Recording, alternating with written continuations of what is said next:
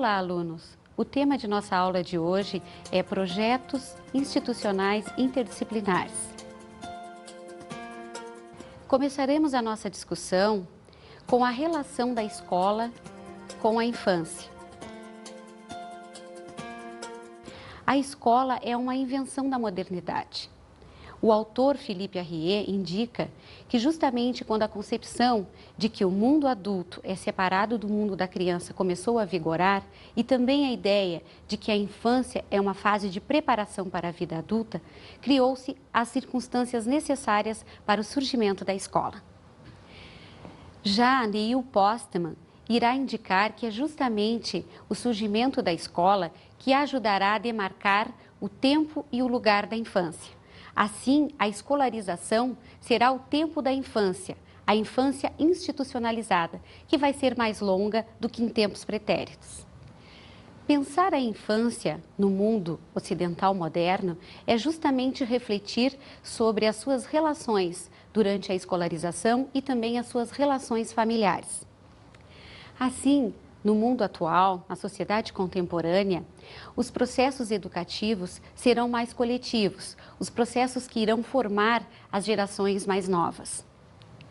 Por exemplo, nas sociedades medievais, os processos educativos eram mais individualizados e independentes. As relações eram homem para homem, ou seja, do mestre para o discípulo, no desenvolvimento da aprendizagem de um determinado ofício. Nas sociedades atuais, essas relações são mais coletivas, ou seja, do professor para o grupo de alunos na escola. A instituição escola é condicionada por regras, regras que determinam o seu tempo, ou seja, através das suas rotinas, dos rituais. Regras que estabelecem também a apropriação dos saberes e também regras que estabelecem a apropriação dos espaços. Espaços podem ser individualizados ou coletivos, privados ou públicos. Então, a partir da sua origem histórica, vamos começar a refletir a relação da escola com a pedagogia. O que é escola? Escolas são instituições de ensino consideradas totalidades em construção, em organização. São portadoras de identidade dentro de um contexto social mais amplo com projetos pedagógicos reveladores e destinados a determinados públicos. Assim, na perspectiva de Sanfelice, a escola é uma estrutura aberta, uma instituição que pode receber críticas e mudar segundo a visão crítica dos seus educadores. Existem autores que vão falar da escola de um ponto de vista crítico e uma visão pós-moderna, como Júlia Varela. Escola é a instituição que ocupa o tempo e pretende imobilizar no espaço todas as crianças. Desse modo, a escola é vista como um lugar de imobilidade dos corpos, onde a criança deixa de ser criança, deixa de movimentar-se e exercitar seu lúdico. Partindo dessa perspectiva, podemos citar várias características básicas da escola. A primeira delas diz respeito ao Estatuto da Infância. A criança vai delimitar esse estatuto, ou seja, vai construir, a partir da escola, uma ideia de categoria social. Vejamos então o clipe a seguir.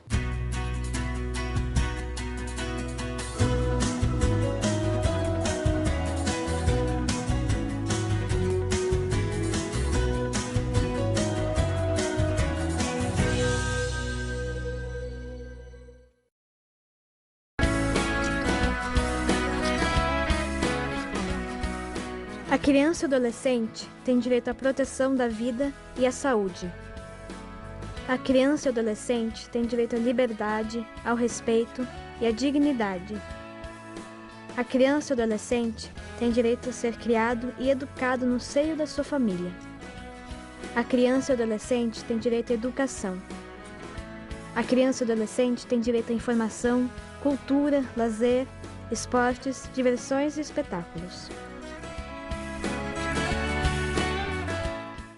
Então, vemos que esse Estatuto da Infância que está presente na escola também está presente na legislação. Outra característica da escola é a legitimidade de que a escola funciona como um lugar próprio para a prática educativa. Um outro aspecto que identifica a escola é que ela cria teóricos e teorias referentes à educação, ou seja, cria experts e guias que vão funcionar para que tanto o professor quanto o aluno atinjam o sucesso na aprendizagem. Um outro aspecto é que a implantação da escola em uma determinada sociedade faz com que desapareçam as formas anteriores de educação, aquelas ligadas à educação na família, à educação doméstica ou guiada por preceptores. Assim, podemos verificar a supremacia da coletividade social sobre a educação das famílias. A pedagogia, atualmente, dará ênfase especialmente a esses processos coletivos que acontecem na escola. Por exemplo, podemos verificar nas obras pedagógicas clássicas que uma obra que foi publicada no final do século XVIII, como o Emílio ou da Educação de Jean-Jacques Rousseau, a ênfase é dada especialmente à educação do indivíduo. Já uma obra também clássica da pedagogia, publicada no século XX, como a obra de Célestin Freinet, Por uma Escola para o Povo, a ênfase é dada especialmente na escola, na instituição escolar e nas relações ensino-aprendizagem, professor e alunos. Mas o que é pedagogia? No seu sentido amplo, pedagogia é um campo de saberes ligados à área da educação, como, por exemplo, filosofia da educação, a própria didática, psicologia da educação. Num sentido mais restrito, a pedagogia nos remete aos saberes relativos ao ensino, ao processo ensino-aprendizagem. O seu sentido restrito nos remete também à sua origem histórica. Pedagogo era aquele escravo da Grécia Antiga que conduzia a criança à escola ou os lugares de aprendizagem. Esse escravo não era propriamente um instrutor, ele era um condutor, aquele que tinha conhecimentos relativos à educação, que fazia guiar a conduta do aluno tanto intelectual quanto moral. Desse modo, a pedagogia é o conjunto de saberes que devemos adquirir e manter para que a gente possa se conduzir dentro dos caminhos da boa educação. Veremos agora o conceito de proposta pedagógica.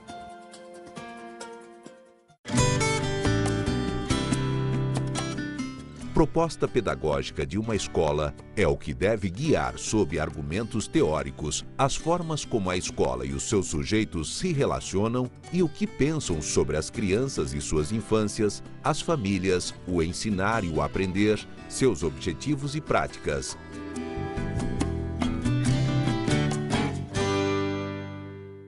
Isso não significa dizer que proposta pedagógica tenha um sentido dogmático. Ao contrário, ela se propõe, ela é flexível, ela é cheia de possibilidades de ação e de reflexão. Vejamos o que diz a esse respeito a deliberação do Conselho Estadual de Educação número 6363 de 2001, artigo 11.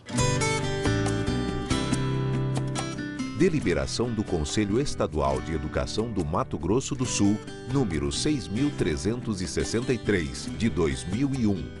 Artigo 11º. A proposta pedagógica deve ser concebida de modo que: inciso 1º, haja compatibilidade com as diretrizes educacionais, com a legislação de ensino e demais legislações vigentes no país e com o regimento escolar da instituição. Inciso 2º, expresse a identidade própria da instituição, as características dos seus alunos e do seu ambiente socioeconômico. Inciso 3º, sirva de referencial à busca da melhoria qualitativa das ações educativas, especialmente aquelas desenvolvidas pelos professores.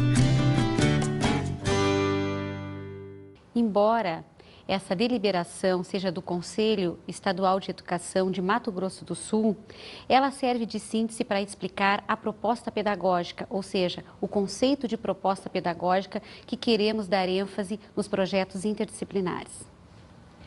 Conforme a autora Zilma de Oliveira, a busca de uma proposta pedagógica passa necessariamente pelo planejamento coletivo, democrático e participativo. Desse modo, As pessoas ligadas à escola, os seus sujeitos, devem pensar as experiências infantis ligadas à sua realidade cultural, assim como também os seus processos educativos expressos no currículo e os objetivos ligados ao desenvolvimento humano. Então, agora, passaremos a tratar da relação entre proposta pedagógica e projetos interdisciplinares. Os projetos interdisciplinares institucionais irão refletir, expressar os objetivos e as intenções das propostas pedagógicas da escola. Nesse sentido, nos perguntamos: o que são projetos interdisciplinares institucionais? Por que são institucionais? Porque eles integram toda a escola, em todos os níveis. Eles relacionam a escola com a comunidade e com a sua realidade social e cultural. Por que eles são chamados interdisciplinares? Porque eles reúnem várias áreas do conhecimento de uma forma equilibrada, tentando equilibrar também as várias atividades inerentes a seu desenvolvimento. Observamos agora o conceito de Henrique Leff em relação à interdisciplinaridade.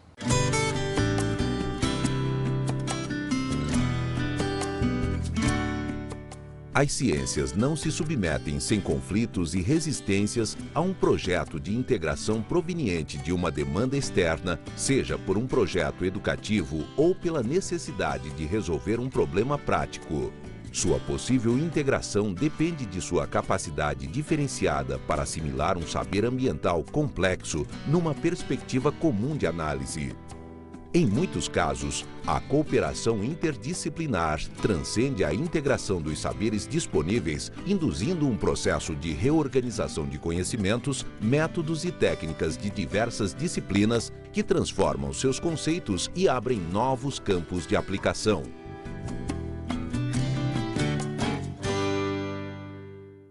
Desse modo, a interdisciplinaridade é entendida como a não fragmentação. Ela é aberta ao diálogo das diferentes áreas do conhecimento, fazendo com que tanto alunos e professores apliquem esses conhecimentos em diferentes situações.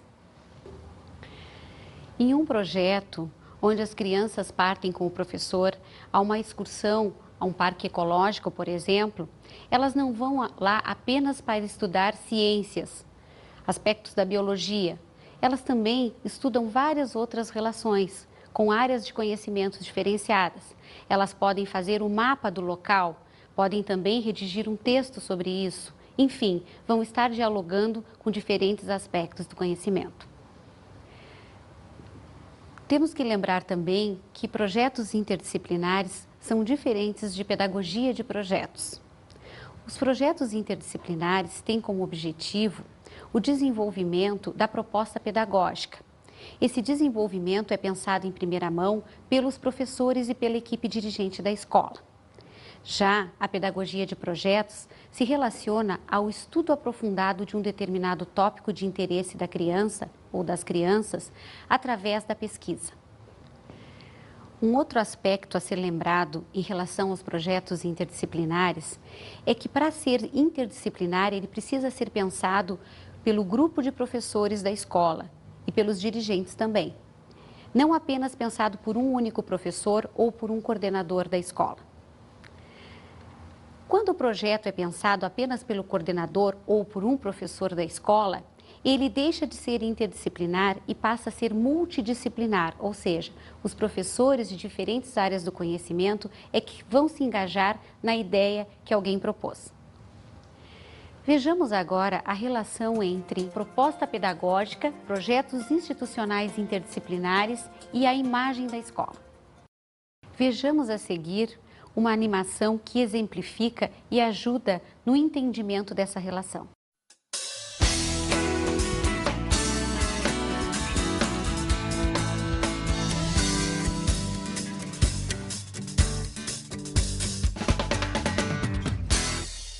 Essas imagens fazem a seguinte metáfora: a pessoa é a escola. Os espelhos são os projetos interdisciplinares e a imagem refletida no espelho é a imagem da escola. Assim, na medida em que a pessoa vai trocando de espelho, ou seja, a escola vai vivenciando projetos interdisciplinares, a sua imagem também vai mudando. Então, nos perguntamos, que imagem de escola os seus projetos institucionais têm refletido?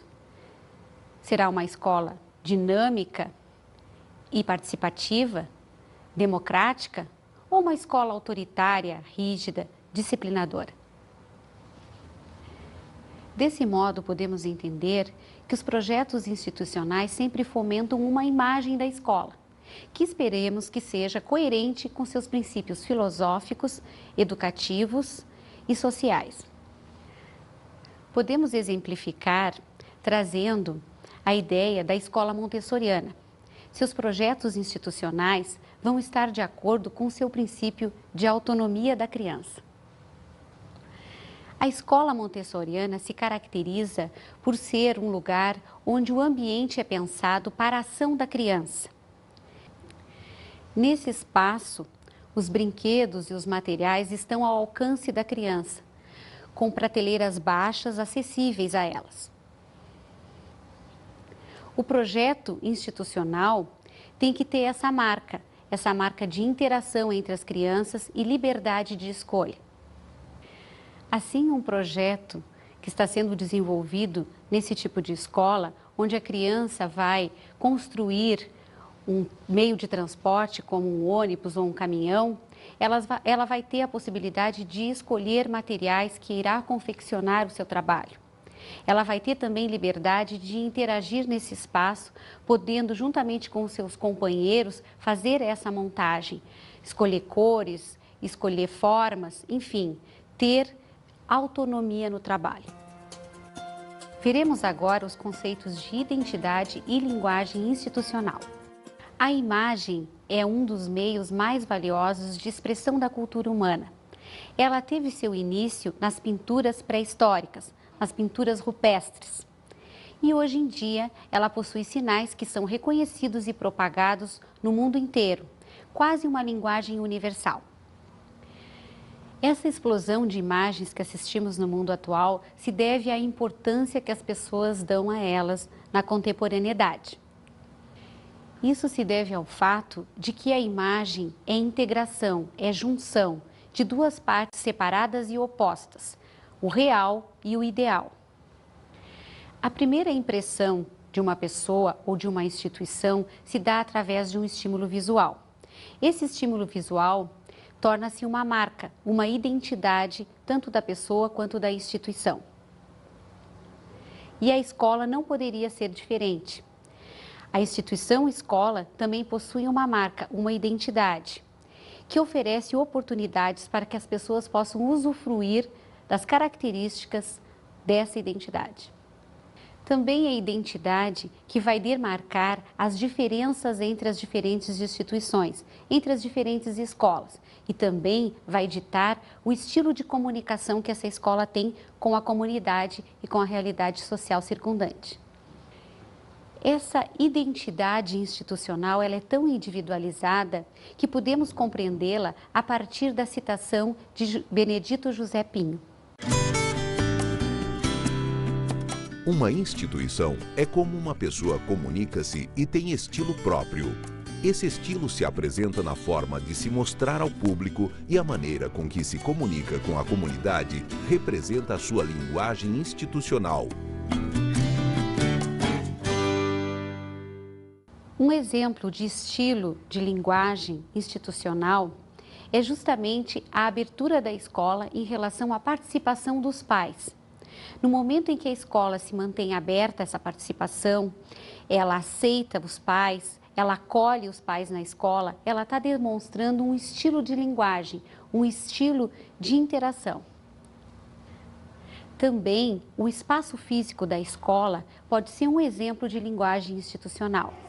Se na sala de aula as crianças permanecem sempre umas atrás das outras, isso demonstra um estilo, uma proposta pedagógica, uma linguagem institucional. No momento em que esse ambiente físico se modifica, as crianças formam grupos e trabalham coletivamente, isso já demonstra uma outra dinâmica, um outro estilo, uma outra linguagem. Então, é sob esses sucessos e insucessos dos projetos interdisciplinares e da discussão, reflexão sobre a ação pedagógica feita pelos professores e todos os outros sujeitos do segmento da unidade escolar, é que vai se sedimentando a cultura organizacional. Essa cultura organizacional inclui a proposta pedagógica, que também vai se modificando à medida que essas relações dialéticas vão acontecendo entre a escola e o mundo. Como, por exemplo, em uma escola em que a ênfase em sua proposta pedagógica é a teoria de Jean Piaget, ou seja, aquela que acredita que a criança aprende através da ação, pode-se dizer que, num momento inicial, essa escola passou a aplicar essa teoria baseada nos estágios de desenvolvimento da criança, ou seja, tentando enxergar na criança se ela se adaptava ou não aos estágios propostos por Jean Piaget. Estágios do desenvolvimento da aprendizagem, sensório-motor, operacional concreto, enfim, aqueles previstos em sua teoria. Mas os professores, ao interagirem com essas crianças, perceberam que elas apresentavam características diferenciadas das que os estágios propõem, ou seja, que a teoria propõe. Com o tempo, os professores passaram a não levar tanto em conta os estágios estabelecidos por Jean Piaget, ou seja, as características de cada estágio, mas sim procurando entender a criança como ela é, seu contexto de vida. Com isso, a proposta pedagógica da escola também foi se adequando a essa nova visão de criança e nova visão de infância. Também os usuários da escola, os professores, os dirigentes, os pais e os alunos aprendem com a instituição, aprendem estilos de gestão ou então como a prática pedagógica pode ser exercida. Tanto que as professoras que terminam o seu curso de formação, quando estão em estágio ou na fase inicial da sua carreira profissional, costumam dizer que a prática e a teoria parecem não estar relacionadas. Na realidade, prática e teoria continuam se relacionando. A questão é que a teoria é dinâmica, assim como a prática. Ou seja, o professor que está iniciando na sua carreira profissional, embora sinta essa ruptura entre teoria e prática, precisa entender que a escola precisa da sua contribuição, a contribuição das suas leituras para fazer uma releitura da escola, analisando os seus diferentes aspectos e contribuindo para as modificações na proposta pedagógica. Também as instituições mudam junto com os seus profissionais. Por exemplo, se um grupo, uma equipe de professores tem a oportunidade de se capacitar através de um curso de formação, esse curso de formação terá reflexos imediatos no cotidiano dessa escola. Especialmente se os professores tiverem liberdade de colocar em prática aquilo que aprenderam nos cursos de formação, tiverem apoio da coordenação pedagógica e uma relação íntima de confiança com seus pais, com os pais dos seus alunos. Em minha experiência profissional como coordenadora pedagógica, participei da implantação de uma proposta pedagógica baseada na ideia de Celestine Freinet em uma escola privada.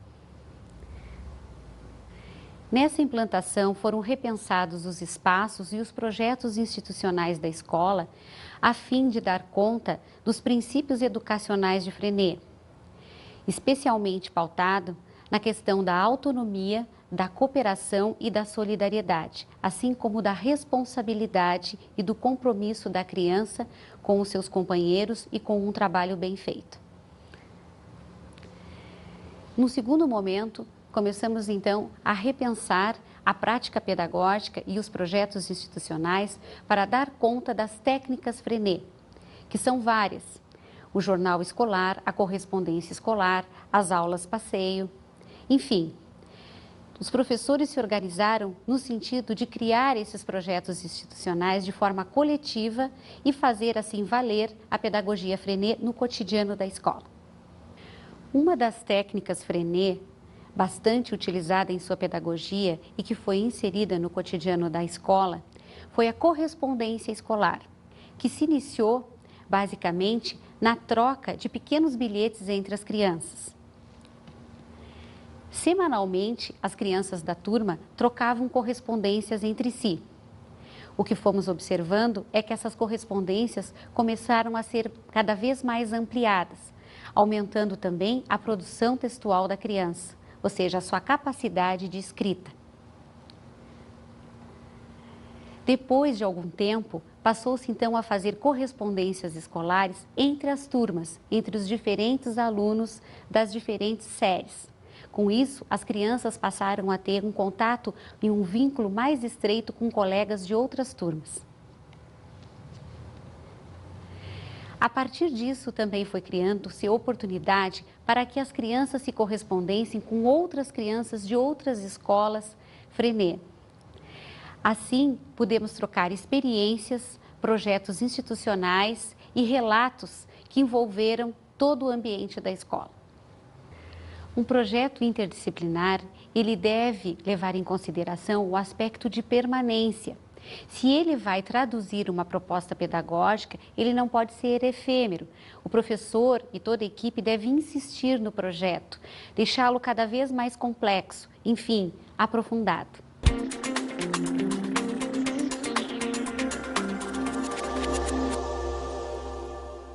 Caros alunos, nossa dica de estudo de hoje é observar a sequência de imagens a seguir e escrever um texto, comentando as modificações físicas na escola, no seu espaço, e a relação dessas modificações com as mudanças também na sua proposta pedagógica.